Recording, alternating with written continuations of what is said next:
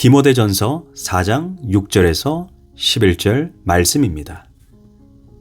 내가 이것으로 형제를 깨우치면 그리스도 예수의 좋은 일꾼이 되어 믿음의 말씀과 내가 따르는 좋은 교훈으로 양육을 받으리라. 망령되고 허탄한 신화를 버리고 경건에 이르도록 내 자신을 연단하라. 육체의 연단은 약간의 유익이 있으나 경건은 범사에 유익하니 금생과 내생에 약속이 있느니라. mit보다 이 말이여 모든 사람들이 받을 만하도다. 이를 위하여 우리가 수고하고 힘쓰는 것은 우리의 소망을 살아계신 하나님께 두미니 곧 모든 사람 특히 믿는 자들의 구주시라. 너는 이것들을 명하고 가르치라. 아멘. 할렐루야. 오늘도 좋은 날입니다. 디모데전서 4장 6절에서 11절 말씀 묵상입니다. 오늘은 경건을 훈련하라 라는 제목으로 말씀을 나누도록 하겠습니다. 우리가 신앙생활을 하면서 교회의 잘못된 가르침, 이단의 미혹된 가르침 때문에 삶의 방향이 틀어지고 인생이 불행해지는 경우가 많이 있습니다. 그래서 우리는 진리를 분명히 알아야 합니다. 진리의 기둥과 터인 교회를 다녀도 하나님의 진리의 말씀을 올바르게 아는 것은 아닙니다. 그러므로 본문은 예수 그리스도의 좋은 일꾼이 해야 할 일이 무엇인지 가르쳐주고 있습니다. 그리스도의 좋은 일꾼은 믿음의 말씀과 좋은 교훈을 가르치는 것입니다. 잘못된 가르침이 많은 세상에서 믿음의 말씀과 좋은 교훈이 절대적으로 필요합니다. 바울은 디모데에게 하나님의 말씀을 열심히 연구해서 성도들을 올바른 길로 갈 수 있도록 좋은 말씀과 교훈으로 깨우쳐 주라고 말했습니다. 그런데 바울은 여기에서 멈추지 않았습니다. 올바른 말씀을 가르치는 것에 멈추지 말고 너 자신도 그 말씀으로 양육을 받으라고 말했습니다. 가르치는 위치에 있다 보면 마치 내가 지식이 있으니 그렇게 살고 있다고 착각하는 경우가 있습니다. 말씀의 지식을 가지고 있다고 그렇게 사는 것은 아닙니다. 그래서 바울은 말씀을 가르치는 자들에게 항상 이렇게 경고합니다. 다른 사람을 가르치는 내가 내 자신은 가르치지 아니하느냐. 즉 교회의 목회자, 교회의 지도자들은 명심해서 들어야 합니다. 가르치는 것도 중요하지만 나도 배워야 하는 사람이라는 것을 잊지 말아야 합니다. 그 가르침에 나도 예외가 아닙니다. 예를 들면 다른 사람에게 진실하라고 가르치면 그것으로 끝이 아닙니다. 나도 진실해야 합니다.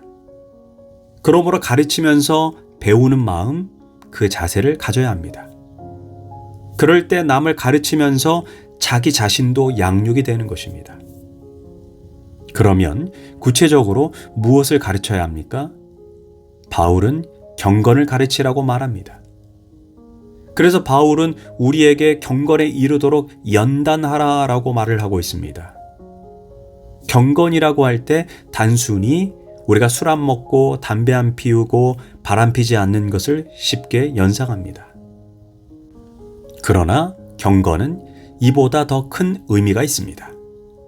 경건이라는 말은 영어로 God이라는 단어와 ly가 붙어서 만들어진 단어로 삶의 자리에서 하나님을 의식하면서 살아가는 삶이라는 의미입니다. 내 생각, 내 감정, 내 의지, 내 말과 행동, 이 모든 것이 하나님을 의식하면서 그분의 통제 아래 살아가는 삶을 의미합니다. 그래서 하나님이 사랑하는 것을 나도 사랑하고 하나님이 미워하는 것을 나도 미워하는 마음이 경건입니다.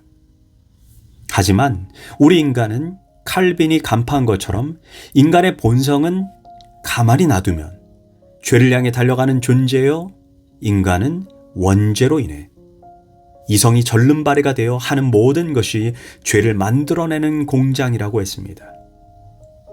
그래서 경건의 삶을 사는 것은 우리의 본성을 거스르는 것입니다. 그래서 바울은 경건한 삶을 살기 위해 7절에서 스스로 연단해야 한다라고 말했습니다. 여기에서 연단이란 운동선수가 운동 경기에 참여해서 금메달을 얻기 위해 하는 고된 훈련을 의미합니다. 올림픽에 출전하는 선수의 목표는 단 한 가지입니다. 바로 금메달을 따는 것입니다. 그 한 가지 분명한 목표를 위해 운동선수는 하루도 쉬지 않고 단지 밥만 먹고 자신의 자유를 스스로 박탈하며 고된 훈련과 고통을 감내합니다. 때때로 먹고 싶은 것도 절제해야 하고 취미생활도 인간관계에도 단절해야 합니다. 훈련을 하다 보면 포기하고 싶은 상황도 발생합니다. 그때 금메달을 목에 건 자신의 모습을 상상하며 자신의 의지를 불태워야 합니다. 그런 의미에서 우승에 대한 야망이 없는 선수는 이미 선수로서 생명이 끝난 사람이라고 말할 수 있는 것입니다. 그런데 경건에 이르는 과정이 그런 연단의 훈련 과정이라는 것입니다. 쉽게 얻어지는 것이 아니라 고군분투해야 한다는 것입니다. 그래야만 경건한 삶을 살 수 있다는 것입니다.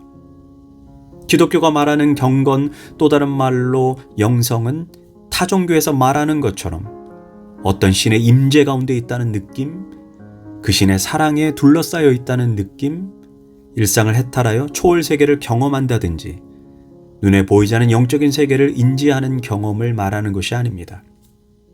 바울은 기독교의 경건은 그런 뜬구름 잡는 것이 아니라 운동선수가 금메달을 따기 위해 자신을 연단하고 훈련하는 영역이라고 경건을 그렇게 강조한 것입니다.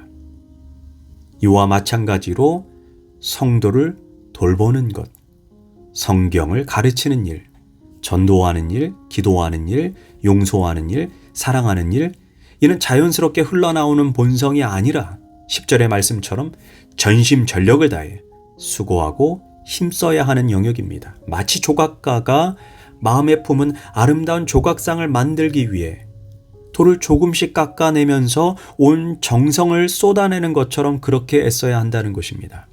그러면서 바울은 우리가 경건에 이르기 위해 먼저 7절에서 망령되고 허탄한 신화를 버리라고 말을 하고 있습니다. 디모데전서 1장 4절에서도 신화와 끝없는 족보에 몰두하지 말라고 했습니다. 여기에서 신화라는 말을 이해하기 위해 그 당시 에베소 사람들의 삶의 스타일을 이해해야 합니다. 에베소는 헬라, 지금의 그리스 지역으로 철학과 신화의 중심지입니다. 그 당시 젊은이들은 대개 철학을 통해 논리학, 수사학을 공부했습니다. 그런데 그 교과과정 중에 상당 부분이 신화에 대한 이야기였습니다. 왜냐하면 신화는 자기들의 정체성을 나타내고 그들의 세계관과 가치관을 설명하기 때문입니다. 그러므로 신화를 모르면 무식한 사람으로 간주됩니다. 그런데 신화의 내용이 정말 사실입니까?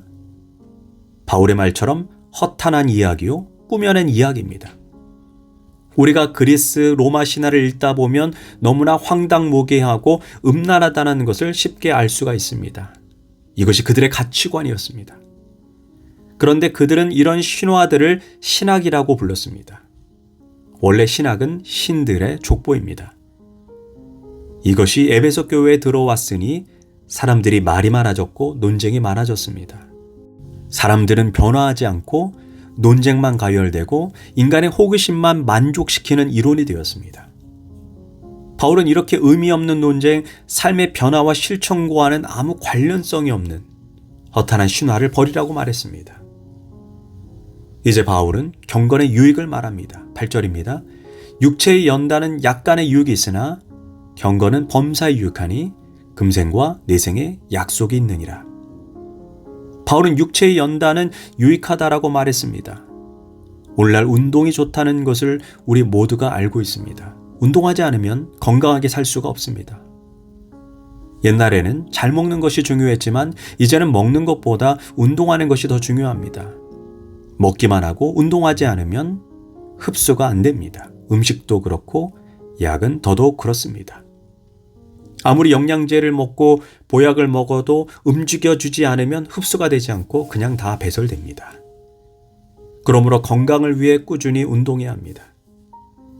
이처럼 이 세상에서 건강하게 살아가는 것이 얼마나 유익합니까? 그런데 육체의 연단은 그 유익이 우리가 살아있는 동안에만 있을 뿐입니다. 그러나 경건에 이르는 연습은 금생뿐 아니라 내생까지 유익합니다. 우리가 죽음 이후 가지고 갈 것이 무엇입니까? 건강과 재산입니까? 아닙니다. 내가 하나님 앞에서 어떻게 살았는가? 내가 하나님의 마음을 품기 위해 얼마나 애썼는가? 얼마나 진실하게 살려고 몸부림쳤는가? 내가 예수님을 닮기 위해 얼마나 애썼는가? 한마디로 경건의 내용을 가지고 가는 것입니다. 그것은 영원히 사라지는 것이 아닙니다. 우리는 육체의 연단, 건강한 삶, 나의 아름다운 몸매, 다이어트를 위해서 많은 시간을 투자합니다. 그런데 나는 육체를 관리하는 만큼 영적인 연습, 경건의 훈련에 애쓰고 있는지 되돌아봐야 합니다. 기도하겠습니다. 하나님, 육체의 연단뿐 아니라 영적인 연단을 위해 애쓰고 힘쓰는 자가 되게 하소서. 삶의 모든 자리에 내가 하나님 앞에서 행하고 말하고 결단하고 선택하고 있다는 이 사실을 잊지 않고 경건한 삶을 살게 하소서. 예수님의 이름으로 기도합니다. 아멘.